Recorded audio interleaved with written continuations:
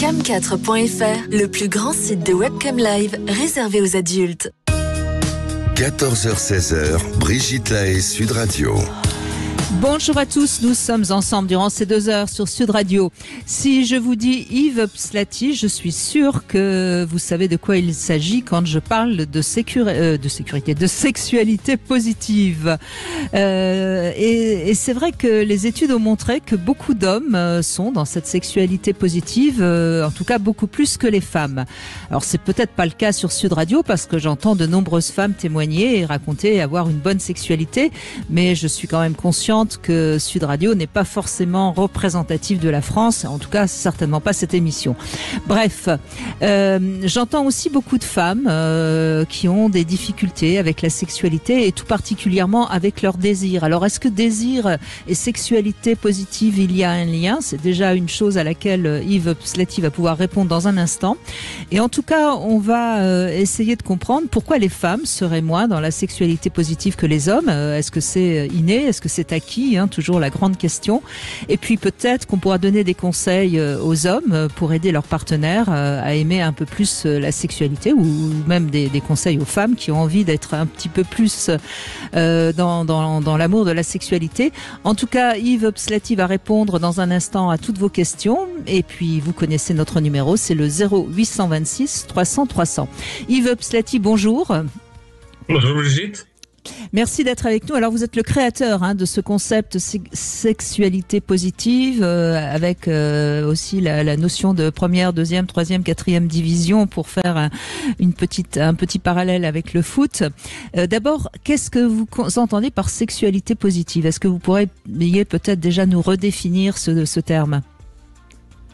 Le problème, c'est au jour d'aujourd'hui, quand on parle sexualité, quand on parle santé sexuelle, justement, on parle des choses négatives. Donc, on va parler de la violence sexuelle, on va parler, le paradigme au jour d'aujourd'hui, c'est le consentement, on va parler de la pornographie, on va parler de tout ce qui est viol, inceste, ça. Donc, rien de positif là-dedans. Donc, c'est à un moment donné de se dire aussi, bon, c'est bien, il faut en parler des trucs négatifs. Mais la sexualité n'est pas que des trucs négatifs. En parlant que des trucs négatifs, comment on va faire aimer la sexualité aux gens? Ce n'est pas possible. Donc, positivons les choses. C'est-à-dire que le sexe, c'est bon pour la santé. Allez-y, fonçons là-dedans. Donc, c'est dans cette optique-là. D'ailleurs, c'est prouvé sur le plan scientifique médical que la sexualité c'est bon pour la santé. C'est prouvé aussi que la sexualité renforce la relation dans le couple, et que même sans sexualité le couple est souvent en danger. Bon, donc on sait à quel point c'est quelque chose de positif. Maintenant, on est dans un principe de précaution, vous le savez bien, donc on a tendance toujours à voir les dangers de quelque chose plutôt que les avantages. Oui, c'est pour ça, en fait, que les gens en parlent, mais qui est-ce qui parle de ça? Qui est-ce qui parle des trucs négatifs de la sexualité? Est-ce que les grands sexophiles vont baser tout leur discours sur la sexualité? Les sexophiles, ceux qui aiment le sexe, vont baser tout leur discours sur la sexualité que sur des trucs négatifs? Sûrement pas. Donc, je pense que parmi les gens qui parlent du côté négatif de la sexualité, à mon avis, ils ne sont pas tous des grands sexophiles. Donc, ils ont le droit de parler, ils ont le droit de dire certaines choses, bien évidemment, d'alerter les gens, mais laissons aussi la parole à la positivité de la sexualité, au bon côté de la sexualité, et c'est ça qu'il faut enseigner. Quand j'entends des enseignants qui vont dans les écoles pour des adolescents, et de quoi vous avez parlé? Quand je leur demande de quoi vous avez parlé, ils ont parlé de l'anatomie. Bon, c'est pas un cours d'anatomie. Ils ont parlé de la physiologie. C'est pas un cours de biologie ni de physiologie. Mais en plus, ils ont parlé de l'inceste, des viols, et tout. J'ai dit, mais qu'est-ce que vous avez expliqué à vos élèves pour qu'ils aiment la sexualité? Rien. Tous les côtés négatifs. Vous n'avez expliqué que des choses qu'il ne faut pas faire. Et pourquoi vous n'expliquez pas les choses qu'il faut faire pour qu'ils aiment la sexualité, pour qu'ils s'investissent dans la sexualité? Donc, dans l'éducation à la sexualité, c'est ça le grand problème. Oh, il y a des cours d'éducation à la sexualité. Mais qu'est-ce que vous expliquez dans le cours à l'éducation? C'est ça qui est important pour moi. Quel est le contenu de votre cours? Et si le contenu de votre cours est des choses qu'il ne faut pas faire et des choses négatives, ben vous passez à côté de quelque chose. En tant que sexologue, notre but, quand on enseigne quelque chose, pas seulement dans la sexologie, quand on enseigne du sport, quand on enseigne le cinéma, quand on enseigne la musique, c'est de faire aimer le sujet sur lequel on enseigne aux autres, à celui qui est en face de nous.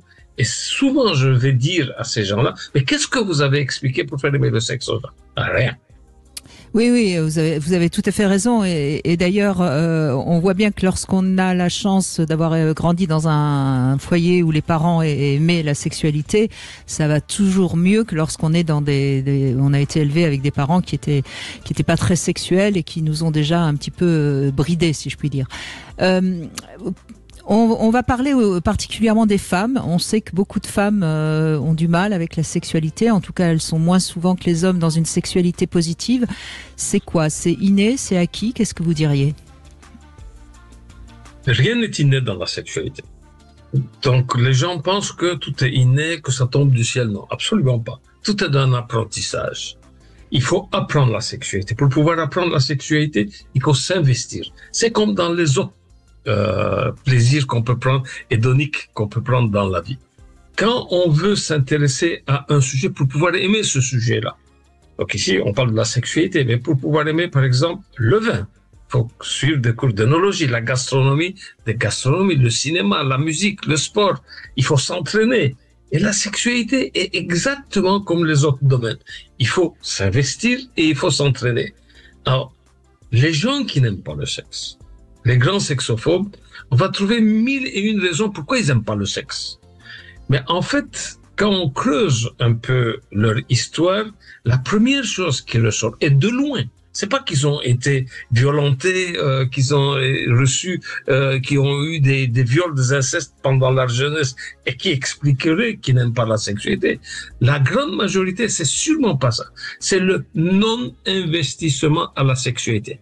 Un sportif, vous avez dit au début, c'est bon pour la santé. Le sport aussi, c'est bon pour la santé. OK? Mais il y a des gens qui n'aiment pas le sport. Eh ben, c'est leur droit. Parce qu'ils sont fatigués, parce qu'ils n'ont pas le temps. Ils n'aiment pas. Ils n'arrivent pas à accrocher au sport. Ils n'arrivent pas à avoir, vous savez, quand on fait du sport, bon, vous aimez bien l'équitation, vous avez beaucoup fait de sport. Il y a, à un moment donné, on est bombardé d'hormones. On est bombardé surtout de bêta-endorphine, qui est là. Donc, à partir d'un certain seuil, on est bombardé de ces hormones de la bêta-endorphine, qui est de la morphine naturelle. Quand on fait une course à pied, par exemple, à partir d'un certain kilomètre, probablement vers le 6e, 7e ou 8e kilomètre, on est bombardé d'hormones, on ne sent plus et on prend beaucoup plus de plaisir. La sexualité, c'est la même chose. Ce sont des gens qui ne se sont pas investis, qui n'ont pas fait leurs 6-7 kilomètres, si vous voulez, oui, et qui n'ont pas ressenti ce plaisir-là, donc ils ne s'investissent pas. Donc la première raison, c'est le non-investissement à la sexualité. D'accord. Et alors, dernière question, puis après, évidemment, on va donner la parole aux auditeurs, et nous avons Frédéric déjà qui est en attente. J'entends beaucoup les femmes avec la difficulté avec le désir. Qu'est-ce que vous avez à en dire là déjà? Puis je suppose qu'on aura certainement des appels sur ce sens. Comment on fait pour retrouver son désir? Mais qu'est-ce qu'elles font? Qu'est-ce qu'elles vont mettre en place pour obtenir le désir?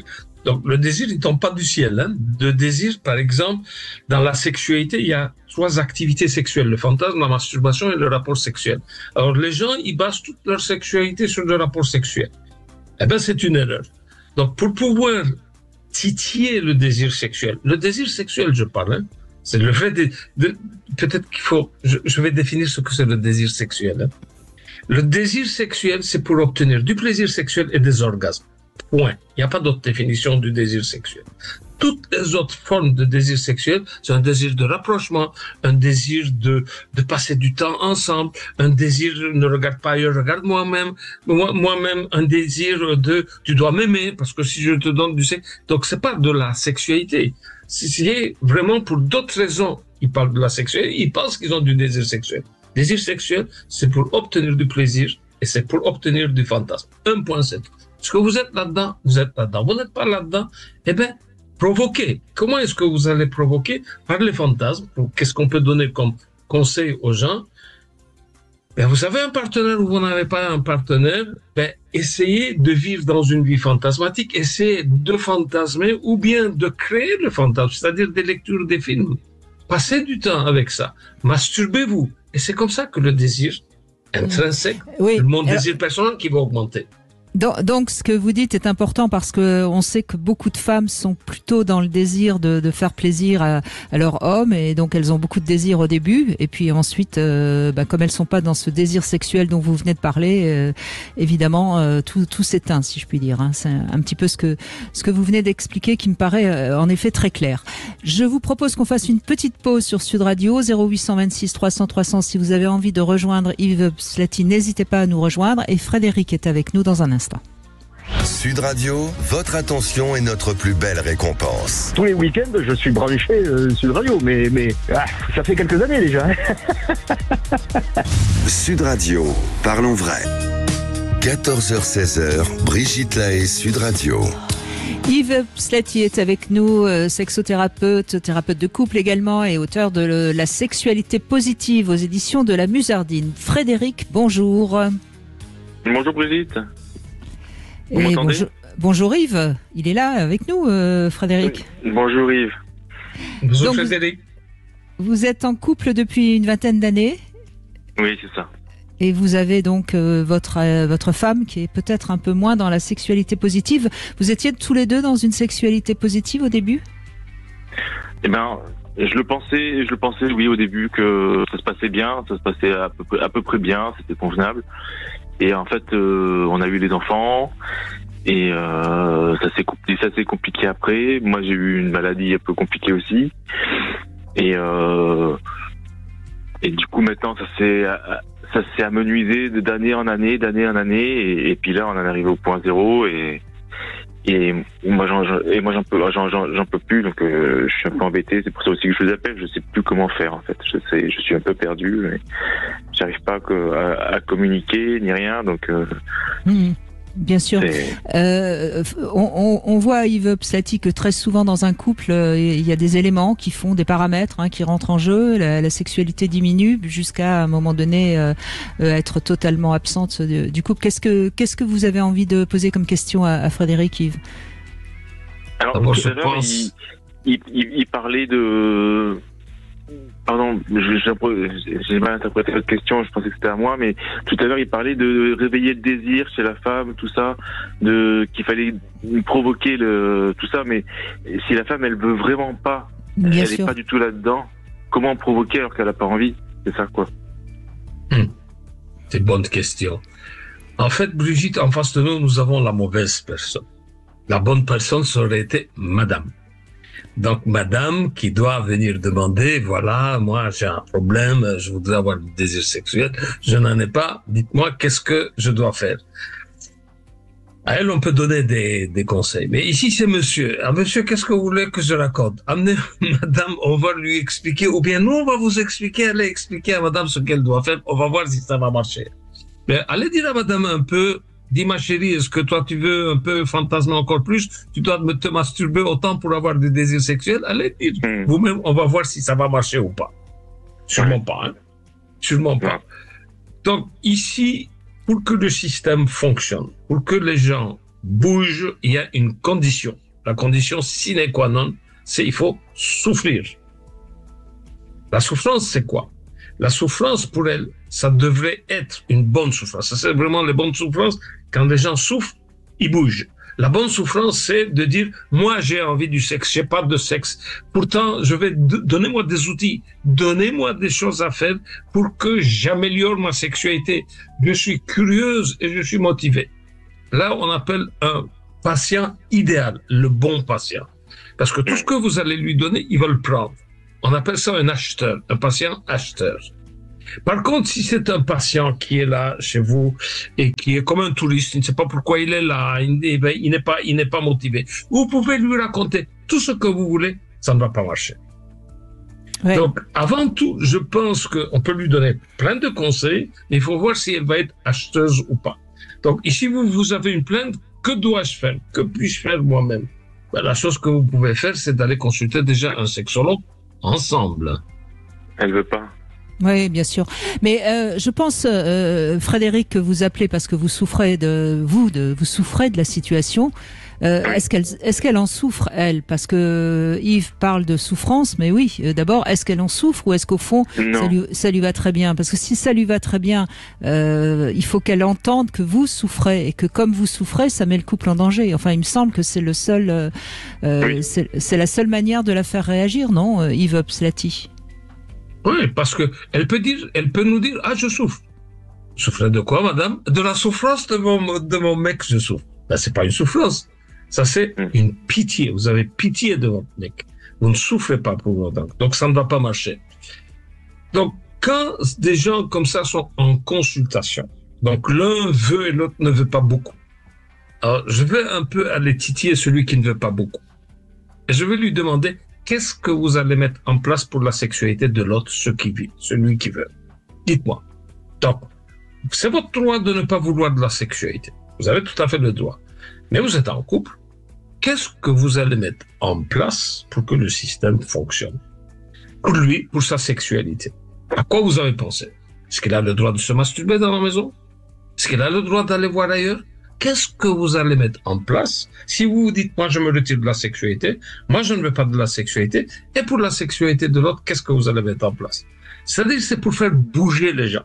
C'est pour que les gens puissent comprendre. Effectivement, je suis responsable. Donc, n'oubliez pas, ici, dans un système comme ça, quand on est dans un couple, ne pas avoir de relations sexuelles, c'est une infidélité. C'est une grande infidélité. Infidélité, ça veut dire un coup de canif au contrat, le contrat, celui qui a été écrit ou bien celui qui est tacite. Est-ce que quand aussi, je ne sais pas, vous êtes marié ou pas, si vous étiez marié par exemple, est-ce que au début, c'était marqué que moi, après les enfants, je ne veux pas de la sexualité? Est-ce que vous avez signé un truc comme ça? Vous n'avez pas signé un truc. C'est un coup de canif au contrat. Donc c'est ça l'infidélité. L'infidélité, c'est pas d'aller baiser ailleurs. Hein. Il y a plusieurs formes d'infidélité. Une des formes d'infidélité, c'est de refuser la sexualité. Alors, vous avez le droit de refuser, mais qu'est-ce que vous allez mettre en place pour l'autre membre du couple qui veut de la sexualité? C'est comme ça que je vais un peu la faire bouger, pour qu'elle se rende compte de ce qui se passe. Merci, oui. Voilà, vous pouvez peut-être lui faire écouter en podcast si elle veut pas aller consulter. Faites-lui écouter ce qu'a dit Yves. Mais moi, c'est ce que j'aime chez vous, Yves, c'est que vous dépassez toute notion de moralité. Ou je crois qu'en effet, vous êtes Frédéric. D'abord, vous souffrez, vous êtes malheureux, et ça, je crois que c'est quand même quelque chose qu'on doit entendre quand on est dans un couple et qu'il y a quelque chose qui nous rend malheureux, qu'on n'a pas nos besoins satisfaits au minimum. Eh bien, ça met le couple, ça veut dire qu'il faut renégocier le couple. Et c'est ce que vous proposez. C'est ça. Oui. C'est ça.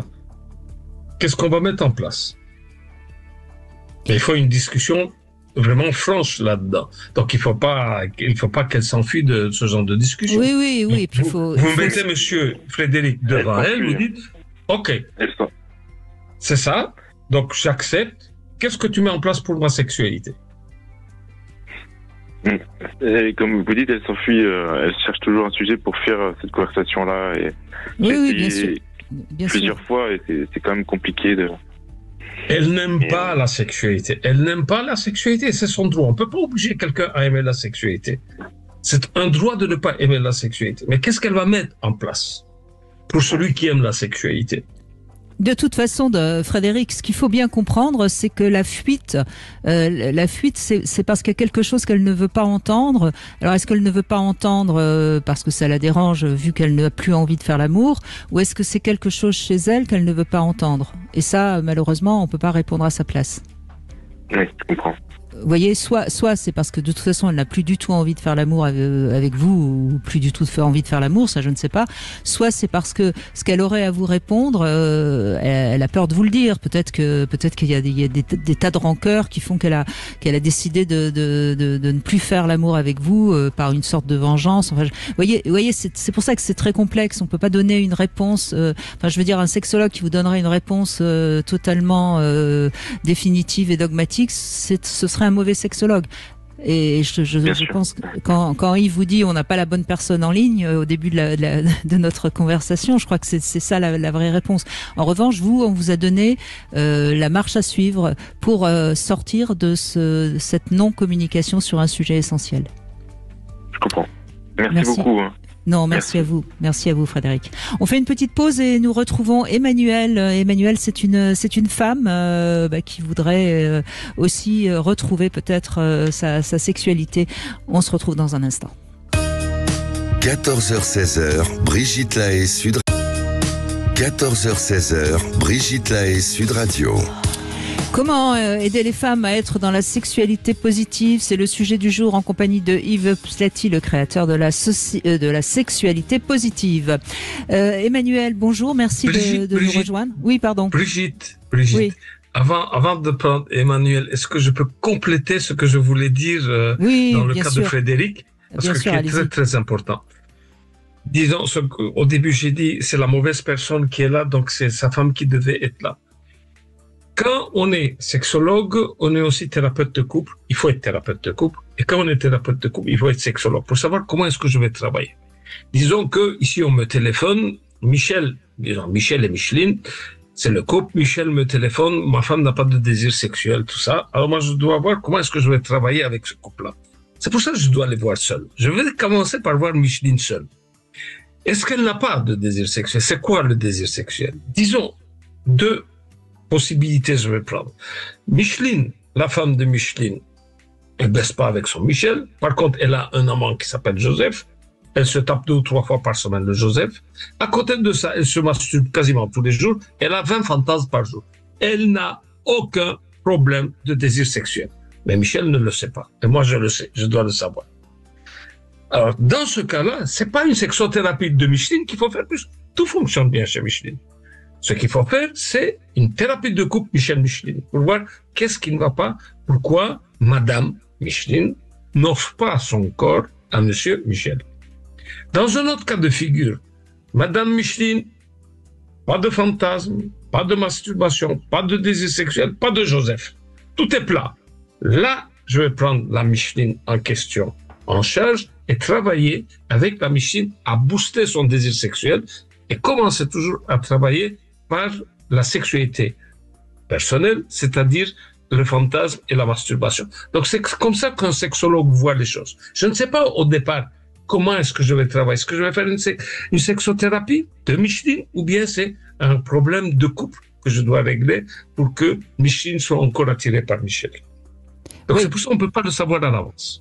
Oui, enfin, ce que vous dites, c'est les bons sexothérapeutes qui fonctionnent comme ça. Ils sont pas tous comme ça, malheureusement. Mais vous, on sait que vous êtes excellent. Emmanuel, merci d'avoir patienté un petit peu, mais c'était important ce que Yves a ajouté. Bonjour Emmanuel. Bonjour Yves, bonjour Brigitte. Je suis très heureuse de participer à votre émission et encore un grand merci pour les émissions que vous faites quotidiennement et qui nous apportent énormément de choses. Merci. Vous êtes un peu Micheline, vous, Emmanuel, il me semble. Oui, on va dire ça comme ça. J'ai été, et puis en fait, pour faire simple, j'ai eu une période de ma vie en couple, donc je suis toujours avec mon conjoint. Dans ma première partie de vie, le début du couple au niveau sexuel, tout fonctionnait bien. Et puis l'arrivée des enfants a été là, et j'ai été plus maman que mère, épouse, etc. Donc il y a eu un moment où je faisais ça, parce qu'il fallait, quand même pas laisser mon conjoint, tout seul. Donc il y avait des moments où je le faisais avec plaisir, mais il y avait aussi des moments où, je disais non parce que ça ne me disait rien. Et je voyais bien que j'avais pas un rythme, on va dire, normal. Et puis les années ont passé, les enfants ont grandi, et à un moment donné, j'ai vécu, il y a l'infidélité de mon conjoint. Et à partir de ce moment-là, les choses ont complètement changé pour moi, puisque en fait, à partir de ce moment-là, comme bien évidemment l'infidélité m'avait amené à prendre de la distance morale et distance physique, il a fallu que je me débrouille toute seule.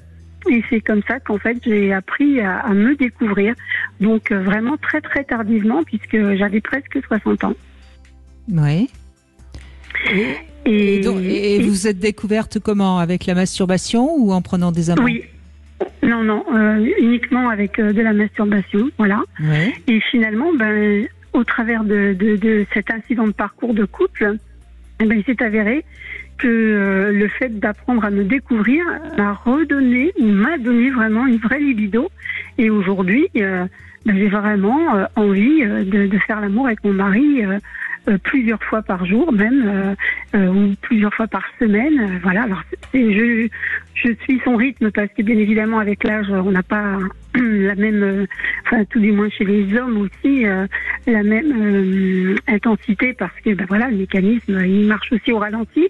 Mais je suis vraiment quelqu'un. Donc je vais me contenter toute seule. Et je vais pas forcément lui demander.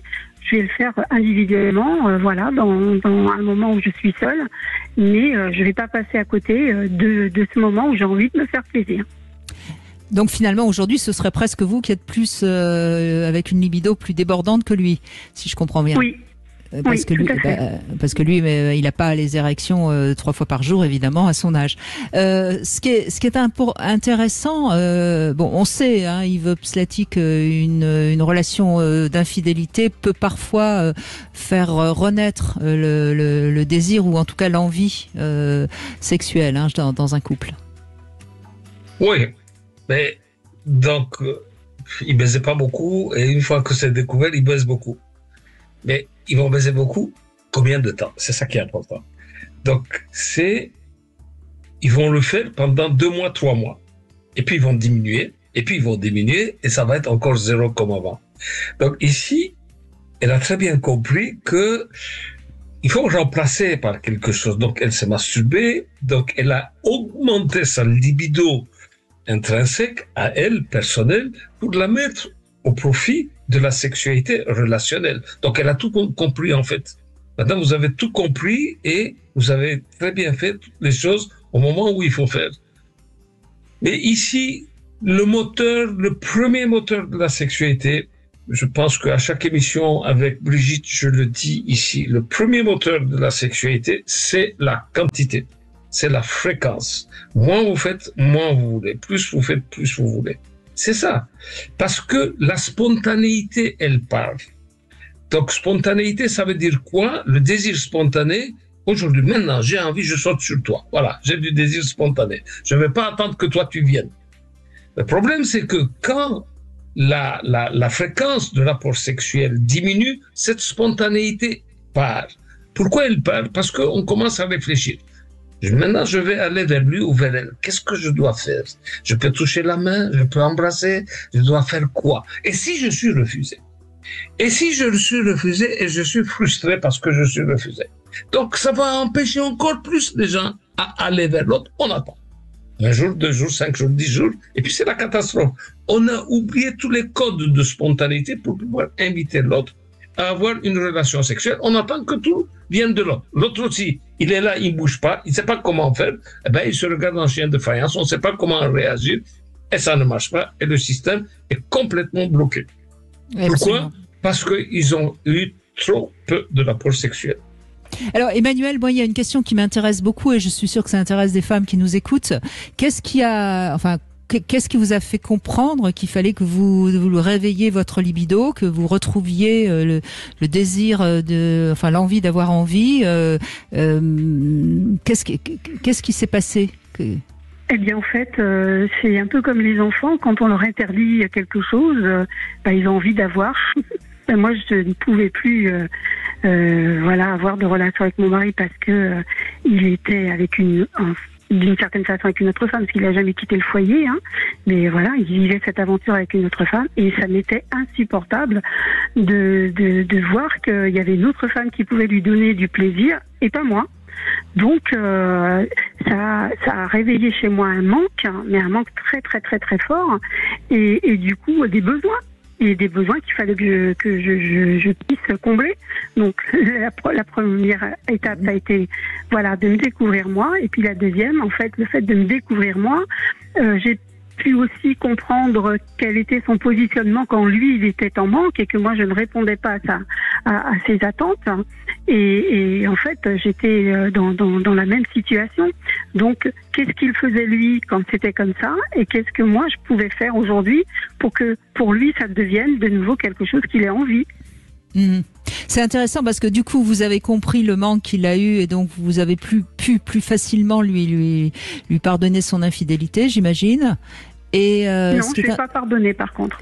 Non, c'est assez ambigu, non, mais j'aime profondément mon mari et je me suis dit bon bah voilà, 40 et quelques années de couple, on a le droit d'avoir un parcours échappatoire à un moment donné de sa vie, puis parce qu'il y a tout un tas de choses dans la vie qui se vivent ou qui ne se vivent pas et qui font qu'à un moment donné on peut avoir une petite lassitude ou une incompréhension et puis moi je pars de ce principe-là et je me suis dit bon ok, je vais faire abstraction de ce qui s'est passé. Je dis pas que je pardonne parce que même aujourd'hui ça me fait toujours mal, donc c'est quelque chose qui est en moi et que je n'ai pas encore pu complètement évacuer, mais ça ne m'a pas empêché d'avancer, ça ne m'a pas empêché de reconstruire mon couple d'une façon différente et d'avoir en fait l'amour très très prononcé de mon conjoint aujourd'hui qu'il manifeste alors qu'il ne le faisait pas avant par exemple.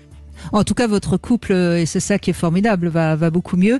Je pense que si vous avez envie de dépasser mieux cette infidélité qui visiblement est encore un peu difficile, il faut que vous avanciez sur la notion de rivalité, parce que finalement, on voit bien que chez vous, c'est la rivalité, hein, c'est-à-dire cette femme qui vous prenait votre mari, qui a provoqué cette souffrance, ce manque, et qui a finalement qui vous a permis de retrouver le désir en vous.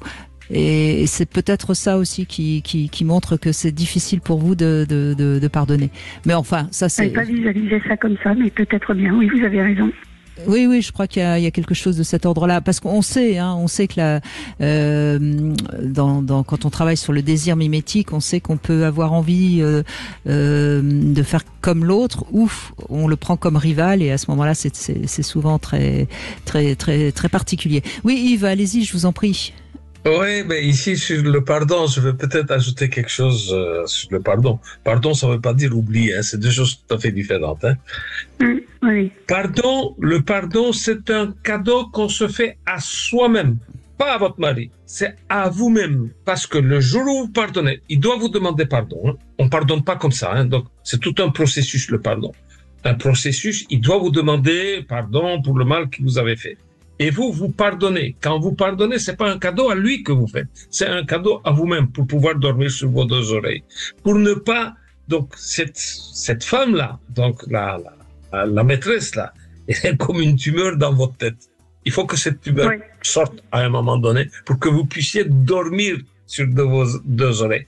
Quand, avec le temps, cette tumeur diminue et que vous êtes capable de l'enlever, à ce moment-là, lui, il doit vous demander pardon du mal que vous avez fait. Vous pardonnez et vous dormez sur vos deux oreilles. Vous vous faites le plus grand cadeau dans votre vie, c'est le pardon de ça. Ça ne veut pas dire que vous allez oublier. Mais quand une fois que vous avez pardonné et que vous avez confiance en lui, et puis les pics vont s'arrêter. C'est-à-dire, vous n'allez plus revenir sur le sujet. Tu sais qu'à telle époque, tu avais une maîtresse, tac. Il va payer toute sa vie sinon. Toute sa vie, vous allez lui envoyer des pics. Et ce n'est pas un bon couple, ça. Donc moi, je travaille beaucoup sur l'infidélité et sur le pardon. Donc, le pardon est quelque chose de très important pour que ça vienne et que les pics cessent à un moment donné. Et comme ça, lui aussi, il est à l'aise. C'est-à-dire, j'ai payé. Il a payé comment? Il a fait une faute. Il a payé comment? Par votre mauvaise humeur, par vos pics. Mais à un moment donné, les pics vont s'arrêter. Parce que souvent, quand je vois celui qui va partir in fine, celui qui va demander après quelques années le divorce, c'est celui qui reçoit les pics en disant « ça suffit, je n'en peux plus, j'ai reçu tous ces pics-là, j'ai payé ma faute, et maintenant arrête. » Et tu n'arrêtes pas et il va partir. C'est ça qui se passe. Donc en pratico-pratique, hein, je vous écris plusieurs années d'expérience là-dedans. Moi, je suis d'accord avec ça. Et c'est, par contre, comme je sais que je n'ai pas encore pardonné, je suis vigilante parce que quand des fois j'ai des moments où effectivement il y a des choses, ou une action qui va être menée, quelque chose qui va être dit, où j'aurais envie de lui dire, bah oui, comme l'autre, ou bah bien évidemment si c'était l'autre, ou voilà des choses comme ça, je le garde à l'intérieur. Donc je sais que je suis toujours en thérapie et j'essaye de contrarier, alors vous savez, carrer ça. Bon, vous avez raison de le garder, de ne pas lui dire, mais en même temps, si vous gardez quelque chose à l'intérieur, c'est pas bon pour vous non plus. Donc Exactement. Mais travaillez, je vous dis, sur cette question de rivalité. Vous verrez, ça vous donnera une piste positive. Merci beaucoup, Emmanuel. Votre témoignage est fort et beau, et je vous en remercie beaucoup parce que ça peut aider certaines qui nous écoutent et qui sont peut-être en train de souffrir parce que leur compagnon a été voir ailleurs. La fidélité n'est pas une fin en soi. On est bien d'accord, la preuve, c'est que votre couple va mieux. Merci beaucoup. On fait une petite pause, Yves Pslati, on retrouve Pauline dans un instant. Vous voulez parler à Brigitte Lahaye, 0826 300 300.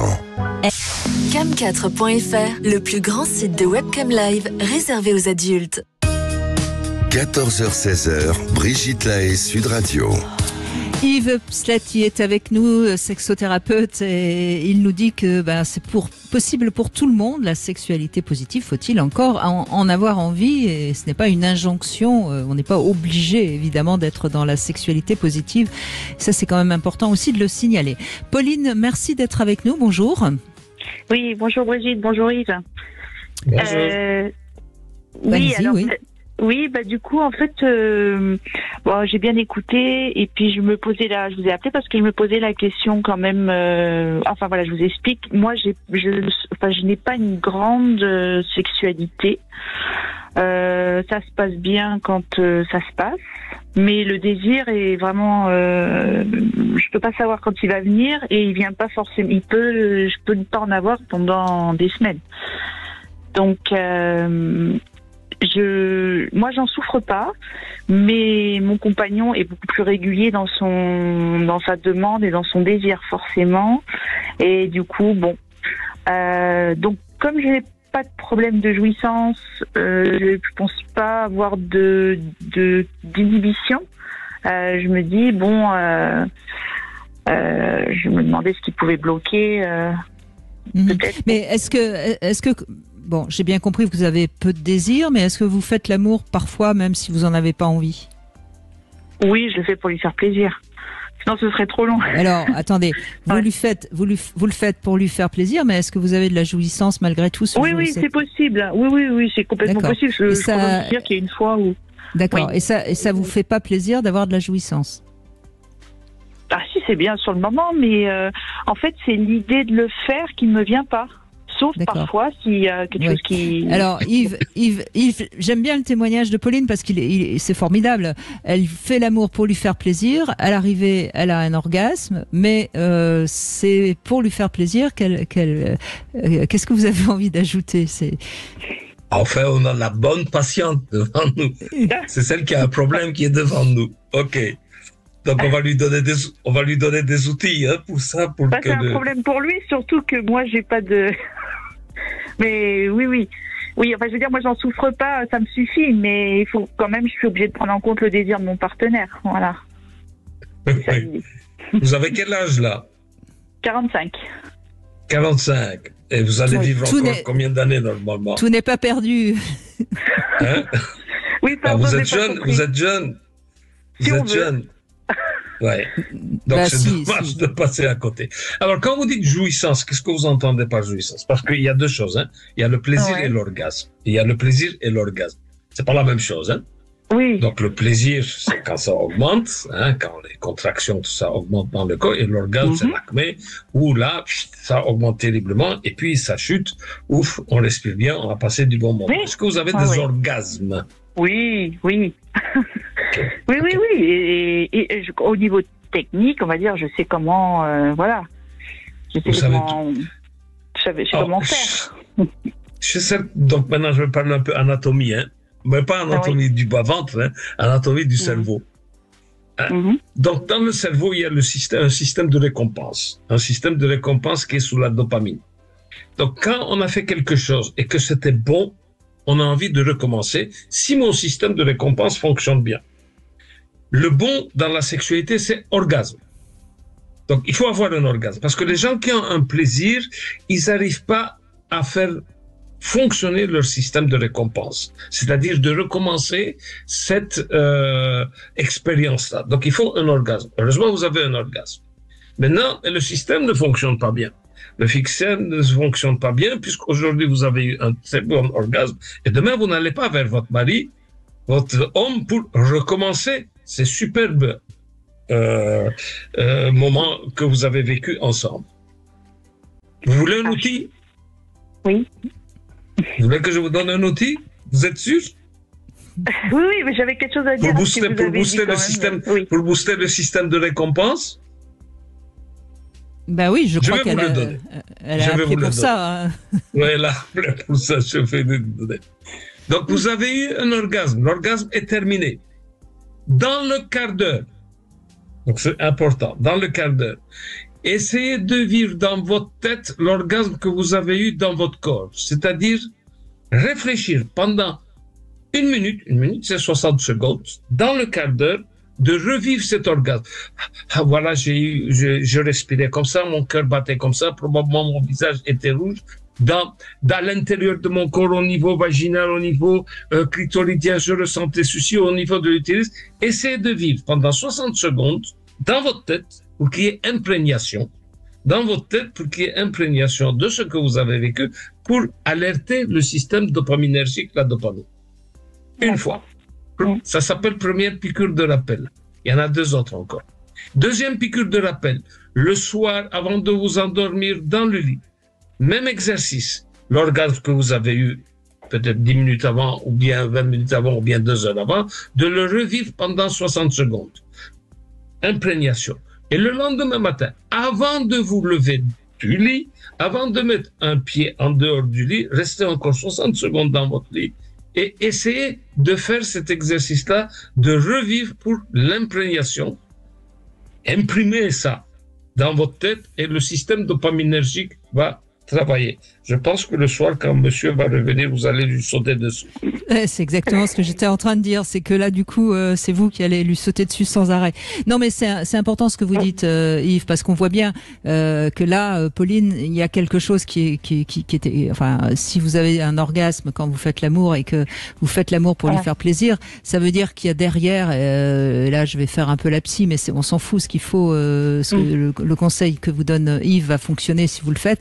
Il y a certainement une culture qui n'a pas été positive vis-à-vis de la sexualité. Enfin, il y a certainement des choses comme ça qui sont un petit peu une sorte de chape de plomb, si je puis dire, sur ce circuit de récompense dont parle Yves. J'ai 2 minutes pour vous dire quelque chose. Bien sûr, Pauline. En fait, quand vous parlez de sexe, en fait, pour moi, le désir, il passe par la vue, par la stimulation, par le mental, voilà. Et j'ai l'impression que vous me parlez d'un désir qui est uniquement inscrit dans le corps, en fait. Je sais pas comment dire. Moi, j'ai besoin de, je sais pas, j'ai besoin qu'on me donne envie, en fait. Voilà, si vous préférez.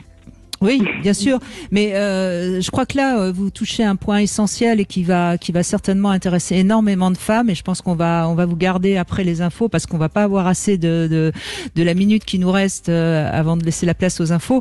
Ce dont on parle quand on parle du circuit de récompense, c'est quand même de l'ordre des sensations et des ressentis, et donc c'est donc du corps. Là, ce dont vous parlez, me semble-t-il, c'est vous avez envie qui vous fasse la cour pour que vous acceptiez de vous offrir. Il me semble qu'il y a quelque chose qui est de cet ordre-là. Yves, je vous laisse en 2 mots peut-être effleurer le sujet, si je puis dire, et puis après on laisse la place aux infos. Il y a un deuxième outil. Ici, les gens pensent que pour avoir une sexualité, il faut que ce soit spontané. Quand je leur dis le spontané, vous voyez bien que ça ne fonctionne pas parce que vous êtes pendant des semaines, vous pouvez attendre, rien ne va se passer. Alors pourquoi est-ce qu'on ne programme pas? Alors je vous avais dit, excusez-moi Yves, je vous avais dit 2 mots, là vous êtes en train de tout expliquer, vous le ferez juste après les infos. Juste après, ok, super. Et on vous retrouve tout de suite évidemment. La petite devinette également, par qui le concept de beauté intérieure a-t-il été inventé? La réponse c'est évidemment également après les infos. Restez avec nous Pauline, on revient sur tout ça. Sud Radio. Sud Radio. Parlons vrai. Parlons vrai. Sud Radio. 14h-16h, Brigitte Lahaie, Sud Radio. On évoque la sexualité positive. C'est notre invité Yves Pslati qui est créateur de ce concept tout à fait intéressant, important. On a déjà dit beaucoup de choses depuis 14 heures et on va continuer dans cette deuxième heure. Peut-être que vous avez besoin justement d'outils, puisque c'est comme ça que vous les appelez, vos conseils, Yves Pslati. Eh bien, c'est en effet des outils. Je crois qu'ils sont nécessaires. Vous pouvez nous appeler sur Sud Radio 0826 300 300. D'abord la réponse à ma devinette. Puis on revient évidemment avec Pauline. Par qui le concept de beauté intérieure a-t-il été inventé, Yves Pslati? Souvent vous avez des questions où on ne s'attend pas du tout à la réponse qu'il faut donner. Je ne sais pas si c'est ce genre de questions, mais bon, le concept de beauté intérieure, c'est un concept assez philosophique. Et je pense qu'il y a plusieurs philosophes qui en ont parlé. Mais non, c'est le concept, ce concept de beauté intérieure, il a forcément été inventé par les moches. Sinon, pourquoi voudriez-vous qu'on l'ait inventé? Alors, Pauline est avec nous. Donc, Pauline, vous nous dites que pour avoir envie de faire l'amour avec votre compagnon, vous avez besoin d'être séduite, vous avez besoin de quelque chose d'autre que simplement de savoir que vous allez avoir un orgasme, en gros. Si je simplifie ce qu'on s'est dit. Et Yves, vous avez parlé donc du problème de la spontanéité, me semble-t-il. Je vous laisse développer. Allez-y. Oui. Parce que je pense qu'il a essayé de la séduire plus d'une fois et que ça n'a pas marché. Donc, c'est pas ça. Il y a de fortes chances que si vous séduisez tous les jours, vous n'allez pas dire Amen tous les jours. Ce n'est pas possible. Donc, vous avez dû refuser et le frustrer plus d'une fois. Alors, ici, il y a un mythe. La sexualité doit être spontanée. Non, non et non. La sexualité peut ne pas être spontanée. Si elle est spontanée, c'est merveilleux. Mais quand est-ce qu'elle est spontanée? Au tout début d'un couple, quand il y a la phase passion, on se saute l'un sur l'autre, c'est spontané. Mais plus tard, la spontanéité, elle part. Donc, ici, programmer. Programmer, ça veut dire quoi? Mais ça, on l'a découvert pour des gens qui prenaient du Viagra. Donc, les gens qui prennent du Viagra, ils savent qu'une fois qu'ils ont pris le Viagra, ils vont être fonctionnels 40-45 minutes plus tard. Et certaines femmes ne veulent pas savoir que monsieur a pris du Viagra et d'autres veulent savoir. On demande à la femme, pourquoi tu veux savoir qu'il a pris du Viagra? Parce qu'elle se dit, lui, il sait qu'il a pris du Viagra, il sait que 40 à 45 minutes après, on va avoir une relation sexuelle. Mentalement, il peut se préparer. Donc, sa libido va augmenter et quand il va m'accueillir, si je ne sais rien, ma libido est très basse. S'il me le dit à moi aussi, je peux faire quelque chose. Je peux aller me laver, je peux me mettre des petits dessous, je peux lire une petite histoire, je peux regarder un film. C'est-à-dire que 40 à 45 minutes après, ma libido aussi va être plus haute et on va se sauter l'un sur l'autre. Donc ici, l'idée, je ne dis pas s'il prend du Viagra ou il ne prend pas, c'est pas ça, mais de se décider une demi-heure, 45 minutes avant, de se dire, et si on faisait quelque chose? Donc, probablement, c'est monsieur qui va vous le dire, mais vous avez le temps de vous préparer. C'est-à-dire de faire quelque chose. De rentrer dans un fantasme. Donc, on rentre de deux façons dans la sexualité, par le fantasme et par le toucher. Mais ici, on peut se préparer, c'est-à-dire rentrer dans un fantasme, dire des trucs érotiques, réfléchir, fermer les yeux, réfléchir, aller prendre une douche, aller se pomponner, je ne sais pas, à être prête pour avoir un rapport sexuel qui va vous exciter. Et c'est-à-dire, dans la demi-heure après, au moment de la rencontre, vous aurez un grand désir sexuel et ça va arranger les choses. Donc arrêtez de penser que ça doit être spontané, qu'il doit vous draguer, tout ça. Il a sûrement dû vous draguer, ça n'a pas marché. C'est pas ça qui marche. Donc il faut programmer. Oui, vous me dites ça pour la santé de mon couple en fait, pour le bien-être de mon couple en fait. Pour vous, on ne fait pas. Arrêtez de penser que la sexualité c'est pour faire plaisir à l'autre. Ça ne marche pas. Ce système-là. Oui. Donc moi je fais de la sexualité parce que sinon il grimpe au rideau et sinon il n'est pas calme, il est. Non mais excusez-moi, je vous coupe Yves. Mais ce que je crois qu'il faut que les femmes entendent, c'est qu'on fait pas l'amour pour faire plaisir à l'autre, ni pour la santé du couple. On fait l'amour parce que on a envie que notre lien affectif soit plus fort. On a envie de se retrouver. Moi, je ne cesse de dire que la sexualité est essentielle dans un couple parce que c'est grâce à la sexualité qu'on crée un lien affectif en profondeur, qu'on évacue toutes les petites rancœurs, qu'on évacue tout ce qui... Et plus on fait l'amour avec l'envie de se retrouver charnellement, mieux le couple se porte. Oui, donc c'est quand même la santé du couple. Oui, mais il faut pas faire l'amour pour la santé du couple. Il faut faire l'amour parce qu'on a envie de se toucher, on a envie de se retrouver corporellement. Je sais pas si vous voyez la différence, parce que sinon c'est par rapport à l'autre et c'est pas par rapport à soi-même. Je suppose, Pauline, que vous êtes heureuse dans ce couple et que vous avez envie que ce couple aille bien. Et donc faites-vous plaisir, faites l'amour avec lui pour que votre couple soit encore plus fort pour vous. Voyez ce que je veux dire. Revenez à vous-même. Et je crois qu'Yves a vraiment raison. On doit pas faire l'amour pour faire plaisir à l'autre. Oui, c'est parce que c'est bon, ça va être bon pour vous. Tout le temps, hein, heureusement, mais oui. Et en plus, vous avez des orgasmes, donc il faut vraiment que vous compreniez que plus vous allez avoir des orgasmes, plus il va vous donner des orgasmes, plus vous allez l'aimer, plus vous allez être dans la joie, dans cet élan vital qui fait que on est en bonne santé, qu'on fait. Vous voyez tout ce que ça rapporte, la sexualité. Et plus vous allez avoir un couple qui va être vivant, quoi. Voyez. Et Pauline, dans le lit, quand vous rentrez dans le lit, vous êtes en pyjama ou sans pyjama? En pyjama. Pourquoi? Oui, c'est vrai. C'est pas très sexy, je reconnais. Oui. Évidemment, dans un couple qui s'entend, un couple qui s'aime, on dort toujours nu, hein? Pourquoi pyjama? La nudité va favoriser l'attouchement, les caresses. Et en plus, si vous avez la faculté de rentrer dans un fantasme, et en plus vous vous faites toucher, vous vous faites caresser, et il n'y aura pas d'effort à faire la sexualité, ça va venir de soi-même. Donc, créer les conditions pour que le système fonctionne.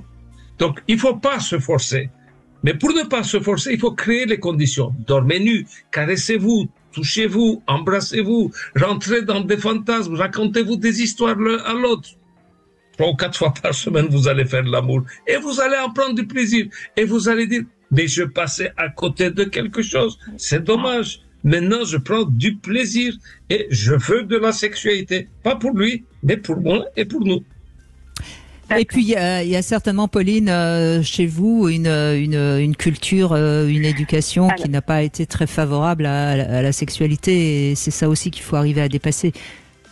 Alors oui, je voulais juste rebondir juste là-dessus, après je vous embête plus, mais alors au niveau de la culture sexuelle, j'ai plutôt grandi dans un milieu naturiste et assez libéré. Donc et je pense que c'est pour ça que je suis pas coincée. Enfin, je veux dire, je sacralise pas la sexualité d'ailleurs, plus que ça. Mais je pense que comme on en avait déjà parlé avec vous, j'en avais déjà parlé avec vous, je pense que c'est plutôt alors je pense que c'est mes premières fois qui ont été un petit peu compliquées, où j'ai pas eu accès à la sensualité, et je pense que j'ai pas assez accès à la sensualité. Je pense que mon blocage il est là. Vous êtes peut-être quelqu'un d'assez cérébral, tout simplement. Oui. Bon, voilà. Donc vous êtes cérébral, donc il faut qu'il vous fasse la grande roue du pan pour que tout d'un coup il y ait quelque chose qui se passe. Voilà, mais ça, une fois que vous savez, Pauline, on a tous nos inconvénients. Une fois qu'on les connaît, on arrive à les dépasser. Et je pense que l'échange que vous avez eu avec Yves va vous donner toutes les clés. Là, je crois que vous êtes. Et je vous assure que vous nous avez vraiment pas embêtés, parce que votre témoignage il fait écho à beaucoup de monde qui nous écoute. Donc vous avez été la bienvenue et vous avez fait avancer les choses. Donc oui. Bon, en tout cas, un grand merci, c'était un bon témoignage. Et n'oubliez pas, faites-vous beaucoup de massages. Hein. Des massages, ça rapproche terriblement. Hein. Donc, les massages ne doivent pas être sexuels, mais c'est quand même c'est sensuel. Bon, ça va développer votre sensualité. Oui, ok, c'est noté. Merci Pauline, merci beaucoup. Allez, on retrouve Nicolas dans un instant qui a envie de témoigner. Et puis vous aussi, vous pouvez nous rejoindre sur Sud Radio 0826 300 300. Sud Radio, votre avis fait la différence. Merci à vous pour la qualité des débats et le pluralisme que vous apportez qui fait un bien fou à notre démocratie. Sud Radio, parlons vrai. 14h-16h, Brigitte Lahaie, Sud Radio. Yves Pslati est avec nous. Vous êtes sexologue, thérapeute de couple, auteur de nombreux livres et vous êtes également le créateur de cette association APPSS, Association francophone pour la promotion de la santé sexuelle. Nicolas nous rejoint et je crois que vous allez pouvoir dialoguer ensemble. Bonjour Nicolas.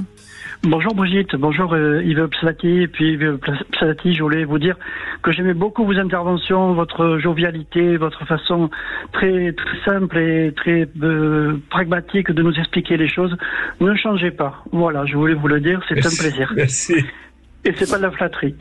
Voilà, donc j'ai envie de dire, c'est l'oralité, c'est l'envie de manger. Et comme vous disiez dans une précédente émission, Brigitte, faut entretenir la machine, même si on est célibataire. Vous disiez, faut quand même se masturber, faut quand même se toucher, s'auto-toucher, en attendant d'être touché, et de pas rester au point mort et au repos, quoi. Moi, je partage cette vision. Oui, bien sûr, c'est essentiel de. Parce que voilà. Sinon, d'une certaine manière, on sait qu'un membre qui ne fonctionne plus s'atrophie et je vois pas pourquoi les organes génitaux resteraient en très bonne santé si on s'en occupe plus pendant des années. Voilà, c'est comme un sport. Je crois que Nicolas, vous voulez dire que vous avez de temps en temps des baisses de libido et que pour vous c'est plutôt psychologique, hein. Oui, voilà. Et vous voulez échanger avec Yves pour voir ce qu'il en pense. Tout à fait, c'est ça. Donc ça a été plutôt suite d'un deuil, bien sûr, et puis d'une séparation, d'une histoire d'amour qui n'aboutit pas, qui traînasse depuis des années. Et du coup, j'aurais tendance, oui, bien sûr, puis l'âge aussi, les hormones, enfin quelque chose comme ça aussi. Moi, que ça s'éteigne un peu, quoi. Voilà.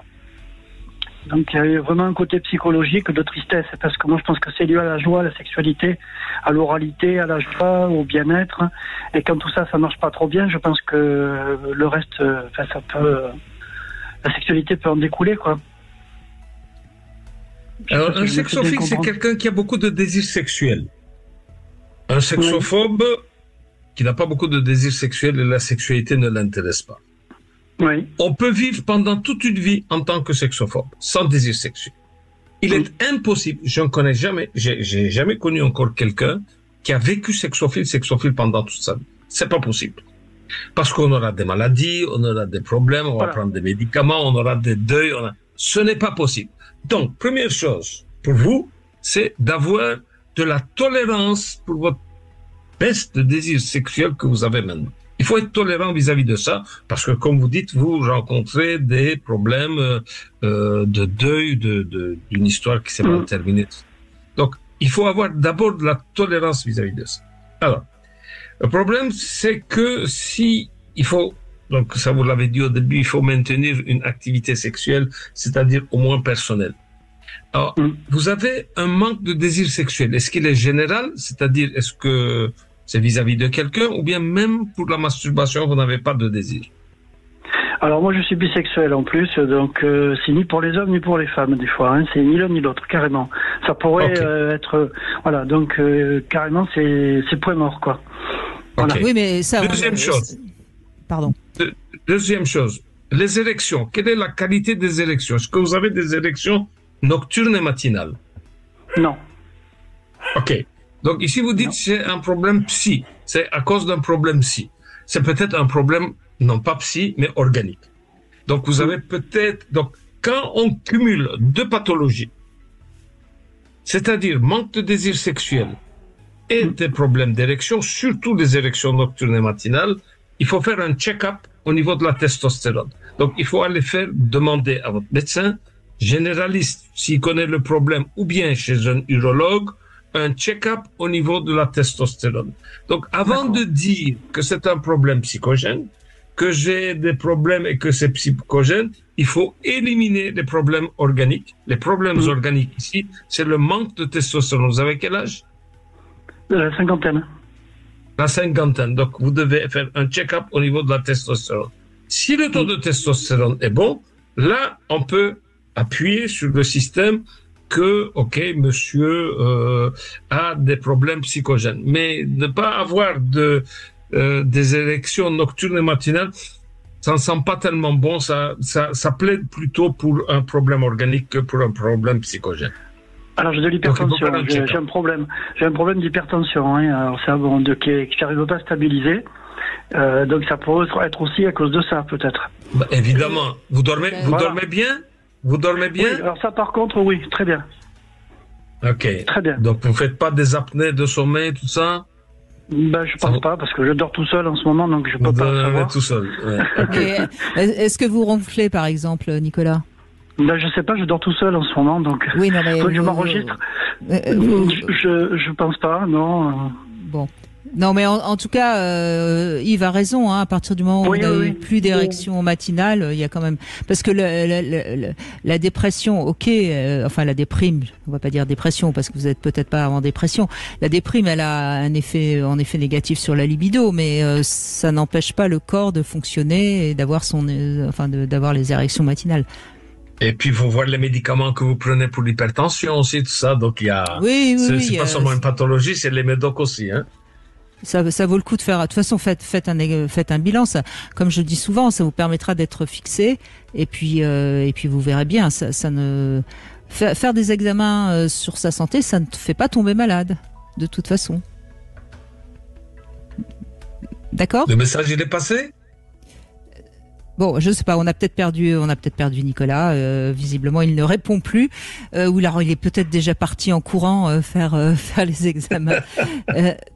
Non, mais je crois que c'est toujours important de rappeler que la première chose à faire quand il y a une baisse forte de libido, c'est d'abord de voir s'il n'y a pas un problème de santé ou un problème mécanique. Voilà, c'est vrai que la psychologie joue un rôle important dans la libido, mais c'est à voir en second plan, comme toujours, évidemment. Ouais. Et ça, c'est vraiment important de le rappeler. Bon, eh bien, puisque Nicolas nous a quittés, on va faire une petite pause. On va se retrouver pour le Love Conseil. J'ai trouvé un Love Conseil pour vous, Yves Pslati. On va parler de la moyenne des rapports sexuels. Et si vous avez envie de réagir, je vous attends au 0826 300 300. À tout de suite. Vous voulez parler à Brigitte Lahaie?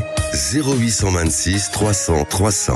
Ça s'est passé sur Sud Radio. Les résultats de l'école de 40 ans de politique égalitaire, de pédagogie bienveillante, c'est plus d'inégalité, moins de connaissances, moins d'exigences et plus de violence. Ça, c'est la génération j'ai le droit, je viens comme je suis. Le résultat, vous le connaissez. Quand j'étais gosse, le privé, c'était pour les nuls. Aujourd'hui, c'est pour les meilleurs. Et les Français sont plutôt placides, mais leur soumission n'ira sans doute pas jusqu'à accepter de sacrifier leurs enfants. Sud Radio, parlons vrai. Cam4.fr, le plus grand site de webcam live réservé aux adultes. Brigitte Lahaie, Sud Radio, le Love Conseil. Alors le Love Conseil aujourd'hui, c'est la moyenne des rapports sexuels. Alors vous, Yves Pslati, je ne sais pas si vous faites faire ce test au couple que vous recevez. Vous pourrez en tout cas nous dire ce que vous en pensez. Parce que là on le sait, hein, l'un des grands conflits dans le couple, c'est le manque de relations sexuelles. Et donc voilà, je vous propose de faire un bilan sincère et qui va être utile. On va pas parler de la moyenne. Hein, on sait que la moyenne de la sexualité des Français, c'est en général 2 fois par semaine. Et puis on s'en fout, ça peut être largement au-dessus ou largement en dessous, c'est pas ça qui nous intéresse, c'est plutôt votre moyenne à vous, le couple. Donc chacun, séparément, va mettre sur une feuille le nombre de fois que vous désirez vraiment faire l'amour par mois, hein. On va passer par mois parce que par semaine c'est parfois plus compliqué, sans que évidemment l'autre ne voit ce qu'il a écrit. Et puis vous notez le nombre de fois que vous pensez réellement faire l'amour chaque dans le mois. Et vous vous serez certainement étonné de voir que ce chiffre, qui est pourtant concret, hein, c'est 2 chiffres concrets, ce que vous désirez, combien de fois vous désirez faire l'amour, combien de fois vous faites l'amour, eh bien, on tombe pas sur le même résultat. Et donc, c'est ça qui est intéressant parce que ça va vous permettre de communiquer sur à la fois ce qui est la réalité et la non-réalité. Parce que si vous n'avez pas le même nombre de fois, c'est que quelque part, il y a quelque chose de subjectif dans votre façon de compter le nombre de fois que vous faites l'amour. Et puis, alors, certains sexologues, mais moi je suis pas forcément d'accord, hein, certains disent il faut faire la moyenne des deux, entre vos désirs et la réalité. Vous additionnez et vous divisez par 2 et à ce moment-là, vous avez la fréquence à laquelle votre couple doit faire l'amour. Bon, je suis pas sûre que ça marche de manière aussi mathématique, la sexualité des couples. Voilà, qu'est-ce que vous pensez de ce Love Conseil, Yves Pslati? Ben, l'offre, c'est quelque chose que je pose toujours, ces questions-là aux gens. Mais d'abord, les gens, je vais les voir seuls, et puis je pose ce genre de questions quand ils sont seuls, et je note combien vous faites combien vous voulez faire. Alors, il fut une époque où je leur demandais quand ils étaient tous les deux ensemble, et puis je me suis mordu les doigts en voyant que ça ne marche pas. Quand je leur posais la question combien vous voulez. Alors, quand il y a un qui est frustré, qui fait l'amour 1 fois par mois, mais par contre 1 fois par semaine, ça lui irait bien tout ça. Et il dit devant l'autre, celui qui est frustré, il dit devant l'autre, tous les jours je veux faire l'amour. Et ce qui se passe, c'est que l'autre se sent vraiment étouffé. Moi, je ne suis pas capable de faire l'amour tous les jours, je ne suis pas capable, au secours, au secours. Or, c'est pas la réalité, c'est pas tous les jours. Mais comme il est frustré, il pense qu'il a besoin de faire tous les jours l'amour pour se sentir bien. Or, c'est tout à fait faux. C'est pour ça, moi, je ne me pose pas cette question quand les deux sont ensemble. Je le pose quand ils sont seuls, pour avoir la vérité et qu'on me dise pas tous les jours, tous les jours. Bien sûr. Bon, en tout cas, ce Love Conseil ne fonctionnera que sur des couples qui savent quand même un peu communiquer. Les couples qui ont vraiment du mal à communiquer, ça sera pas possible, évidemment. Ben oui. Alors, on retrouve Christophe qui est avec nous. Bonjour Christophe. Bonjour Brigitte, bonjour Yves. Bonjour. Voilà. Allez-y, je vous en prie. Moi j'avais eu, on va dire, des soucis juste après la naissance de mon premier enfant, en fait. Oui. Des soucis après. En fait, ma femme avait eu une baisse de libido, en fait, pendant tout l'allaitement, on va dire. Ce qui est normal. Voilà, oui, c'est normal, mais avec le recul, Non, mais voilà. Christophe, excusez-moi, hein, je vous coupe, mais c'est important de le dire. C'est normal parce que l'allaitement fait baisser la libido. C'est dans ce sens que je disais que c'était normal. Et ce qui est embêtant, c'est que très souvent, on ne prévient pas le couple. Et donc l'homme, s'il sait que c'est naturel, que c'est dû à la physiologie de la femme, que l'allaitement coupe la libido, il le comprend mieux, il l'accepte mieux que s'il croit que c'est parce que comme elle s'occupe de l'enfant, elle a plus envie de s'occuper de lui. Je crois, Yves Pslati, que c'est assez peu dit ça, que l'allaitement coupe la libido de la femme, justement. Bien oui, mais on sait ça depuis longtemps, c'est la prolactine. Hein. Donc au moment de l'allaitement, il y a augmentation de la prolactine qui agit sur l'hypophyse, sur la LH, qui va faire diminuer la testostérone et tout ce qui est lié à la testostérone, c'est-à-dire les estradiol aussi. Donc c'est biologique. Donc il faut pas s'attendre pendant l'allaitement d'avoir un désir sexuel. Donc, voilà. Je pensais que tout le monde savait ça. Ah non, je crois pas. Apparemment pas. On vous l'avait dit, Christophe? Non. Après, voilà. Voilà. Pour le premier, ça s'est passé comme ça. Pour le second, comme il y avait eu l'espérance du premier, ça s'est beaucoup mieux passé. Après, c'est sûr que quand on est au courant, voilà. Mais après, peut-être mon épouse non plus, je pense, n'était pas au courant parce que. En gros, elle me disait non, mais j'ai pas envie, quoi. Bien sûr. Et elle comprenait peut-être pas pourquoi elle avait pas envie. Et elle comprenait pas aussi pourquoi moi j'avais pas envie. Voilà. Mais après on s'est, après ça s'est réglé parce qu'on a continué à avoir, la vie de couple. Je veux dire, voilà. Après, il y avait pas très peu de sexualité, mais après tout est rentré dans l'ordre, je veux dire. D'accord. Voilà, on n'a pas coupé les ponts, quoi. Oui, c'est-à-dire que vous avez accepté la frustration après la naissance du premier enfant, vous avez accepté qu'elle n'ait pas envie, sans que ça soit quelque chose qui vous mette en colère ou qui vous éloigne d'elle. En fait, peut-être non, ça m'a mis assez en colère parce que, mais j'ai sûrement pris sur moi parce que avec le recul, moi, j'ai pas fait attention à mes réactions. Mais je veux dire, X mois après, ma femme, elle m'a dit oui, je voulais te dire que pendant que j'allaitais, tu étais un peu agaçant, quoi. Voilà. C'est elle qui me l'a fait remarquer. Moi, je l'avais pas remarqué parce qu'en fait. Soit je voulais pas le voir, soit je l'avais oublié, mais et voilà, c'est elle qui m'en a reparlé en fait. Bon, donc ce qu'il faut dire, Christophe, c'est qu'en général, quand on est frustré, on se sent pas respecté, on sent qu'il y a une sorte d'injustice puisqu'on respecte pas nos besoins, et c'est vrai que ça peut provoquer de la colère. Mais vous en êtes pas rendu compte parce que ça a été une sorte de réaction épidermique, si je puis dire. Mais ce qui est formidable, c'est qu'elle a pu ensuite communiquer avec vous, en parler. Vous avez su l'entendre visiblement. Vous vous êtes excusé, j'imagine. Oui, oui. Et tout est rentré dans l'ordre. Donc là, encore une fois, on voit que la communication, ça reste un des éléments essentiels pour dépasser tout ce qui pourrait ensuite se transformer en rancœur et en problème de couple. Oui, parce que si elle me l'avait pas dit, moi, j'y avais même pas pensé une seconde, quoi. Je l'ai pas vu après, elle m'a expliqué son point de vue comme ce qu'elle avait subi. C'est vrai que c'est pas drôle, quoi. Je veux dire, voilà.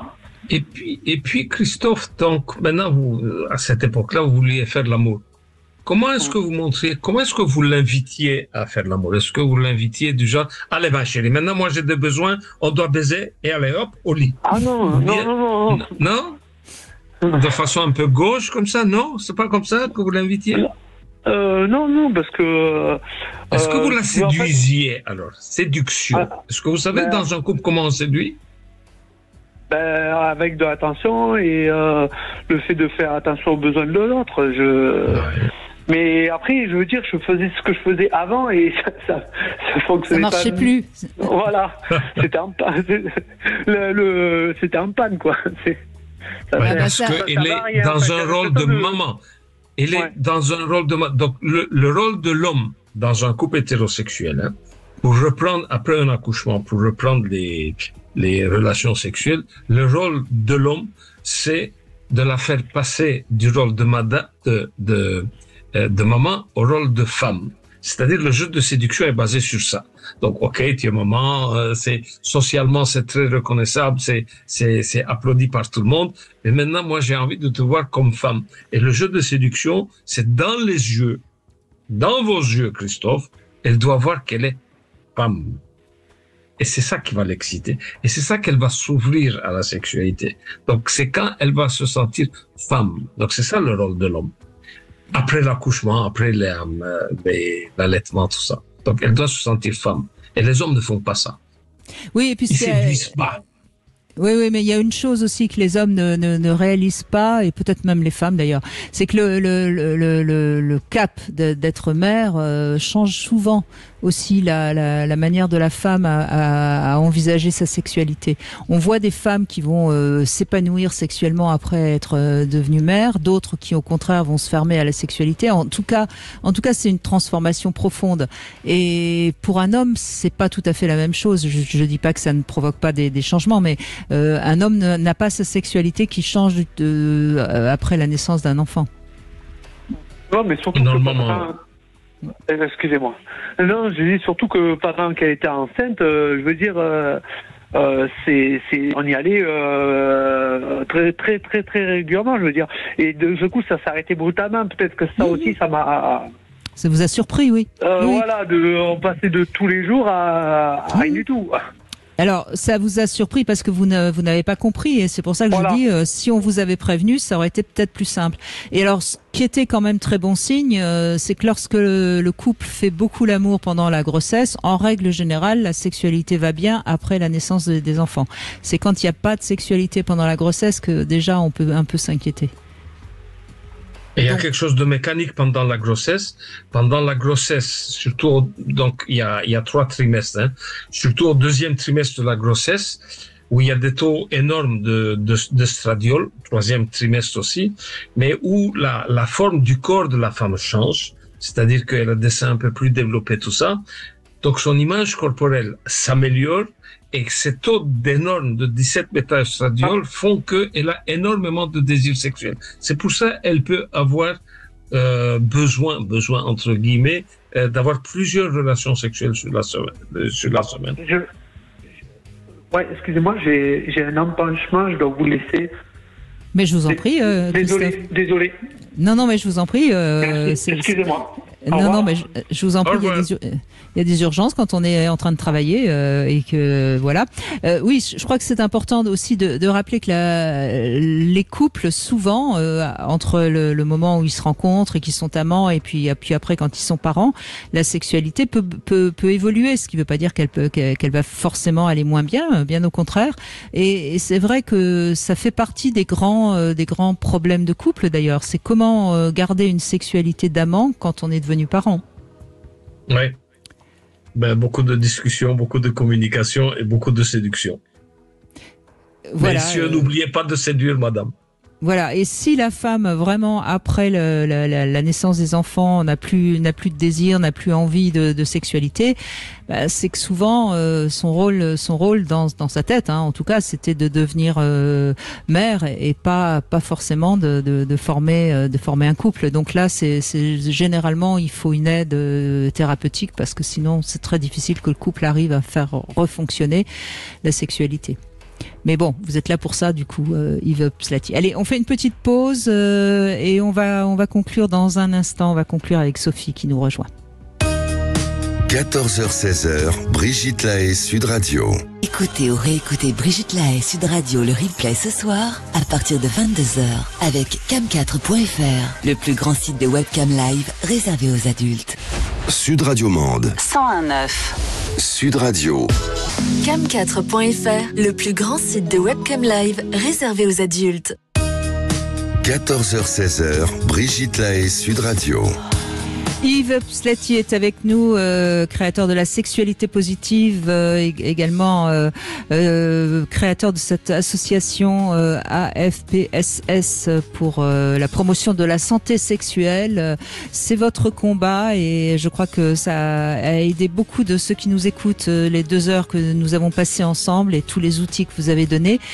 Et je crois qu'avec Sophie, on va pouvoir conclure de belle manière. Bonjour Sophie.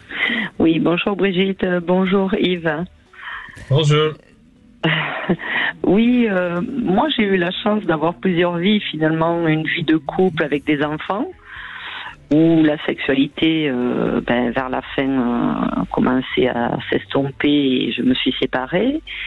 Et ensuite j'ai eu de belles aventures et tout en vieillissant et étant ménopausée, absolument aucun problème de libido. Donc vous avez jamais eu de problème de libido? Non.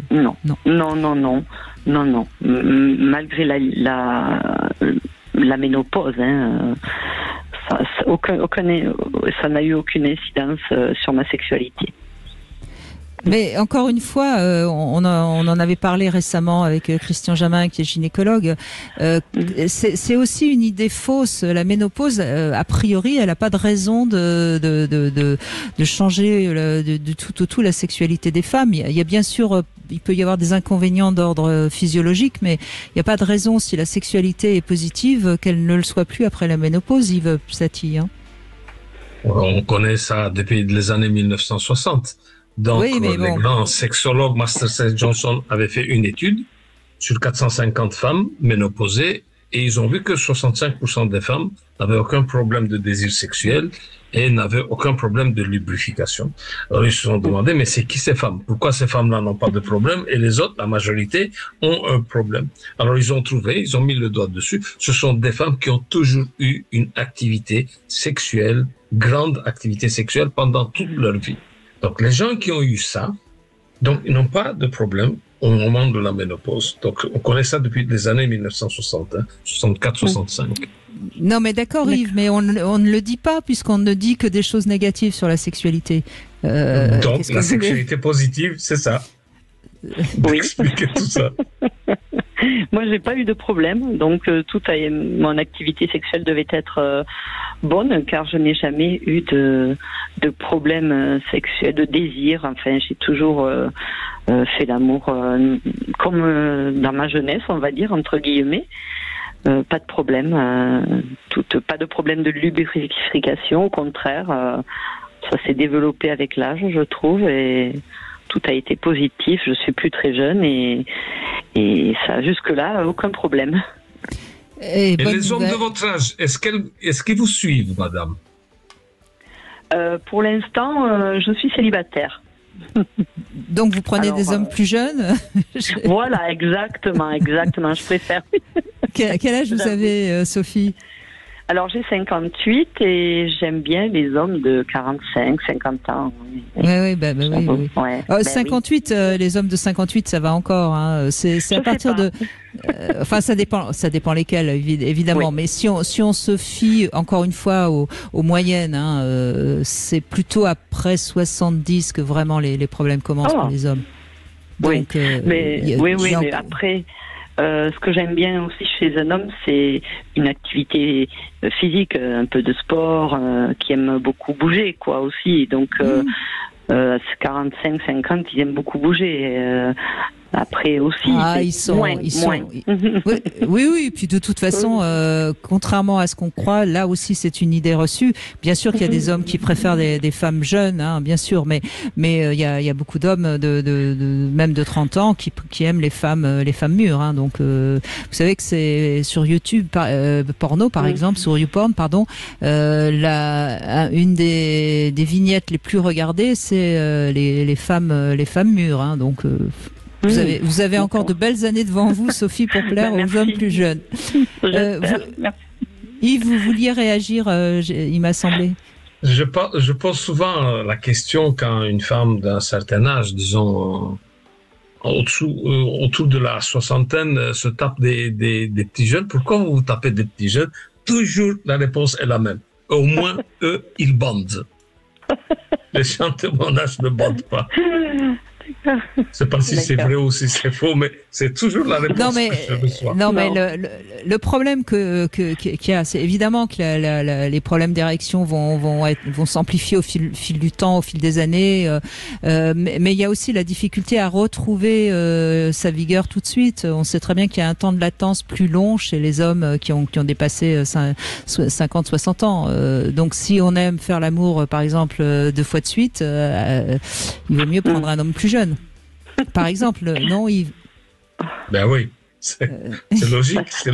Mais bon, c'est exactement comme la femme aussi. Un homme qui a entretenu sa sexualité pendant toute sa vie, il va maintenir ses érections le plus longtemps possible, sauf maladie, sauf médicament. Donc, s'il n'y a pas de maladie générale, hein, pas maladie sexuelle, maladie, s'il n'a pas de médicament, il peut maintenir une érection au-delà de 70 ans aussi, pendant longtemps.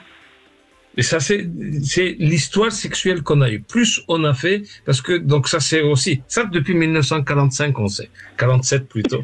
Donc c'est l'étude de Kinsey qui a dit que les gens pensent que si on a beaucoup utilisé la sexualité, après ça va pas marcher, mais c'est tout à fait le contraire. Plus on en a fait, plus pendant la vie on va pouvoir continuer à le faire. Oui, ça suce pas. C'est Alfred Kinsey qui avait trouvé ça, qui avait publié ça en 47 et en 53. Mais c'est intéressant ce que vous dites, Yves. Bien sûr que j'apprends rien, mais il y a quand même eu une époque, je sais plus qui avait dit ça, que si on faisait trop l'amour, on perdait ses spermatozoïdes et donc après, etc. Et il y a quand même eu une époque où on conseillait de pas trop justement se masturber, etc., etc. Donc on voit bien que sur la sexualité, on a eu des tas d'idées fausses et on est encore toujours obligé de rectifier les choses et de dire ce qui est. Hein. Oui, mais ici, donc, je travaillais dans le domaine de la fécondation in vitro pendant 20 ans. Donc ici, pour la qualité du sperme, évidemment, si on veut faire un enfant, il ne faut pas éjaculer 2 ou 3 fois par jour pendant la période fécondable de la femme. Donc il faut un peu la quantité diminue. Donc, quand on éjacule beaucoup, la quantité diminue, mais la mobilité augmente. Donc, ça va rattraper, si vous voulez, un peu. Mais quand même, la quantité va diminuer. Alors Sophie, moi j'ai envie quand même de vous poser 2-3 questions pour ceux qui nous écoutent. Donc on a compris, votre libido est au beau fixe depuis toujours. Vous êtes, j'imagine, plutôt quelqu'un de positif dans la vie, quelqu'un qui a une joie de vivre. Ouais. Tout à fait, tout à fait. Hein, on est d'accord. J'imagine que vous avez eu des parents qui étaient plutôt ouverts à la sexualité. Ma mère qui m'a beaucoup parlé. Enfin, j'ai beaucoup questionné et qui a répondu. Mais bon, c'était une éducation un peu ancienne, mais je posais des questions et elle m'a répondu oui. D'accord. Oui. Mais si vous avez posé des questions, c'est que vous sentiez que vous pouviez lui poser. Donc, bien sûr. Bien sûr. Elle n'était pas dans la haine de l'homme ou dans la fermeture au corps, etc. Ensuite, j'imagine que vous êtes quelqu'un qui est dans le bon rapport à ses sens. Oui, je pense. Oui, quand même. Vous aimez ce qui est bon à manger. Vous aimez. Oui, bien sûr. Vous avez vos. Non, mais c'est important de. Excusez-moi, Yves, mais c'est surtout pour ceux qui écoutent que je vous pose toutes ces questions, Sophie. Je pense que c'est important de comprendre que on aime la sexualité aussi parce que tous les paramètres sont bons, quoi. On aime la vie. Vous aimez la vie, absolument. On est hédoniste, ça s'appelle. On est hédoniste. Oui, mais hédoniste, c'est encore un terme aujourd'hui qu'on oublie. Yves, je suis sûre qu'il y a des tas de gens qui ne savent pas ce que ça veut dire. Donc vous aimez la vie. Vous êtes quelqu'un quand il y a un problème, une épreuve, parce que malheureusement la vie c'est ça aussi. Vous attendez que ça se passe, mais vous déprimez pas et vous perdez pas votre. Je peux m'octroyer un moment de tristesse, de vulnérabilité, mais je rebondis sur le positif en transformant ce négatif en quelque chose de positif très fréquemment. Oui. C'est ça. Vous savez rebondir. Vous savez retrouver votre joie de vivre. Voilà. Bon. Et ensuite, quand de temps en temps il y a une relation sexuelle qui se passe pas bien, c'est pas grave. C'est comme un mauvais dîner. On passe à autre chose. Vous en faites pas toute une histoire. Ah, ok. Non, enfin je sais pas. Je pose des questions, vous me répondez oui ou non. Pardon. Moi j'ai dit. Non, je dis quand ça vous arrive d'être avec un mauvais coup. Vous en faites pas toute une histoire. Vous dites c'est pas grave. Je le reverrai plus et puis voilà. Oui, tout à fait. Oui, tout à fait. Non, ça m'est arrivé, je ne le revois plus. On est bien d'accord. Non, parce que c'est important aussi parce qu'il y a des femmes qui ont rencontré des mauvais amants et puis qui finalement ont un peu tendance du coup à renoncer, à se dire parce que c'est vrai qu'il y a de mauvaises maîtresses, mais il y a aussi de mauvais amants, Yves. Bien sûr. Et donc il faut pas, c'est pas grave, on passe à autre chose et puis voilà tout. Moi, j'ai eu plus de bons amants que de mauvais amants. Donc, je sais qu'il y a de bons amants. Et alors, qu'est-ce qui vous fait reconnaître un bon amant ? La façon de toucher, de regarder, un petit peu les préliminaires. S'il me connaît, s'il connaît la femme, voilà. S'il aime les femmes déjà. Et déjà, s'il aime les femmes et s'il connaît le corps de la femme et le sexe de la femme dans son intégralité, parce que c'est important de savoir qu'il y a des zones érogènes autres que le vagin ou le clitoris. C'est important. Pour moi, c'est assez important, je dirais. Oui. Mais a priori, est-ce que vous êtes d'accord avec moi qu'au fond, quand on a un peu d'expérience et qu'on aime faire l'amour, on reconnaît un homme qui sera un bon amant et celui qui peut-être se vante beaucoup, mais ne sera peut-être pas si bien que ça? Alors, comme ça, là, en discutant, déjà, s'il se vante beaucoup, ça ne m'attire pas vraiment, déjà. Et ensuite, oui, c'est certain que s'il se vante, moi, ça va pas me plaire, hein, non. C'est pas quelqu'un qui se vante, moi, ça me refroidit plus qu'autre chose. Ben oui, mais vous savez, quand on a besoin d'en rajouter beaucoup, c'est généralement parce qu'il y a une mauvaise estime de soi et on essaye, c'est toujours bon. Ouais. Ben écoutez, je crois que grâce à votre témoignage, pour conclure, Yves Pslati, on voit quand même qu'il y a quelque chose d'un peu inné chez la femme quand elle a une sexualité positive, malgré tout. Même si vous l'avez dit dès le début, ça se travaille. Je vous laisse conclure, Yves. Pour revenir juste, le bon coup universel n'existe pas. Hein. Donc, Michel peut être un très bon coup pour Micheline, mais un très mauvais coup pour Joséphine. Hein. Le bon coup universel. Donc, le bon coup, c'est celui qui est à l'écoute de l'autre, à ses désirs de l'autre, au fantasme de l'autre, à la façon de caresser de l'autre, qui est à l'écoute de l'autre. C'est ça le bon coup. C'est comme ça que je voudrais conclure. D'accord. Ben, on pourrait dire la même chose d'ailleurs des femmes. Hein. C'est pas uniquement adressé aux hommes. Hein. La bonne maîtresse, c'est pareil. Hein. Exactement. On est bien d'accord. Merci beaucoup, Sophie. En tout cas, merci Yves Pslati. Je rappelle le titre de votre dernier livre, La sexualité positive. C'est aux éditions de La Musardine. Tout de suite, vous retrouvez Alexandre Delovan. Demain, on sera peut-être un peu sur le sujet du jour, puisqu'on va parler de la surprise, le pouvoir de la surprise. Et c'est vrai que pour maintenir une bonne sexualité, il faut quand même beaucoup se surprendre. Ce sera Christophe Hague qui sera avec nous et puis vous pourrez nous raconter peut-être quelles ont été vos plus belles surprises dans votre vie et pourquoi pas dans votre sexualité. Merci beaucoup Yves Pslati. Merci à vous. Sud Radio. Parlons vrai. Sud Radio. Parlons vrai.